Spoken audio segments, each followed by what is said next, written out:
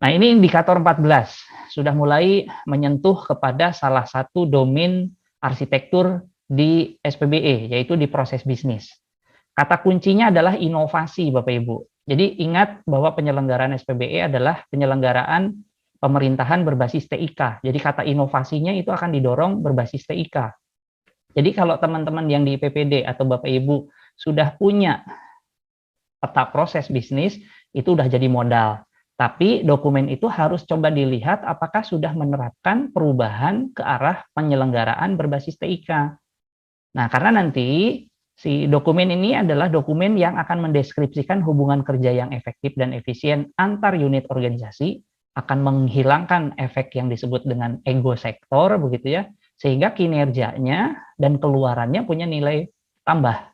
Baik dari sisi efisiensi, efektivitas kerja, harusnya jauh lebih mudah dengan hadirnya IT. Harusnya jauh lebih cepat gitu ya, lebih efektif dengan hadirnya IT. Nah, inilah yang ditargetkan ya Bapak Ibu. Jadi proses bisnis itu akan mengawal keselarasan ya antar arsitektur yang lain, keterhubungan. Nanti di Perpres itu akan terlihat mana terkait dengan arsitektur mana gitu ya di domainnya gitu ya. Nah, sehingga kalau itu sudah terjadi keterhubungan, ada keselarasan, prosesnya juga sangat jelas, dilakukan konsultasi kalau memang ada hal-hal yang kurang, ada kejelasan kepada menteri di PAN RB, ya silahkan. Kalau kementerian pemerintahan dalam negeri, kalau ada hal-hal yang terkait otonomi, jadi kepala daerah bisa melakukan koordinasi itu sesuai amanah Perpresnya. Dan inovasi itu diawali dengan apa yang kita sebut sebagai panduan dalam menyusun peta proses bisnis. Itu ada di Permenpan RB nomor 19 tahun 2018. Ya, di situ sudah ada yang namanya penggambaran bagaimana menggambarkan peta relasi, ada CFM atau cross functional map begitu. Nah, itu dilihat Bapak Ibu. Ini yang tadi disebutkan rujukannya, jadi kita gunakan Permenpan 19 2018. Tapi kata kuncinya ada inovasi. Nah, ini ilustrasi. Jadi kalau di Permenpan itu kan ada proses utama, kemudian siapa stakeholder yang terkait di kegiatan input, ada outputnya apa, kemudian nanti di sini akan terlihat peta subprosesnya. Jadi misalnya kalau di sini ada PNK 01, diturunkan lebih detail. Jadi ada level 0, level 1 istilahnya begitu ya. Kemudian akan terlihat peta relasi IPPD ya. Kalau di pemerintah daerah berarti perangkat daerah mana yang terlibat untuk mengawal probes ini gitu ya. Kemudian nanti dilihat alurnya. Jadi ada peta lintas fungsinya diturunkan. Sehingga nanti sesuai dengan arsitektur SPBE di PPD akan mungkin pada saat terjadi penyelarasan itu kita perlu mendesain ulang, redesain. Kita bisa melakukan remove, ada satu proses yang mungkin tidak efektif lagi karena setelah nanti hadir IT diduga proses itu tidak dilakukan lagi oleh ASN atau oleh P3K begitu ya. Nah, inilah yang nanti akan tergambar. Sehingga di gambaran indikator 14 itu, kalau konsepnya untuk terjadi inovasi itu belum dilakukan ya level 1. Kalau sudah memiliki proses bisnis berbasis Permenpan 19 2018, ya nanti kita bisa lihat apakah penggambarannya sesuai, pedomannya dilaksanakan begitu ya. Nah, itu akan dilihat oleh asesor, itu akan dilihat. Jadi makanya ini biasanya organisasi gitu ya. Kalau di daerah ada Ortala, nah ini yang mengawal.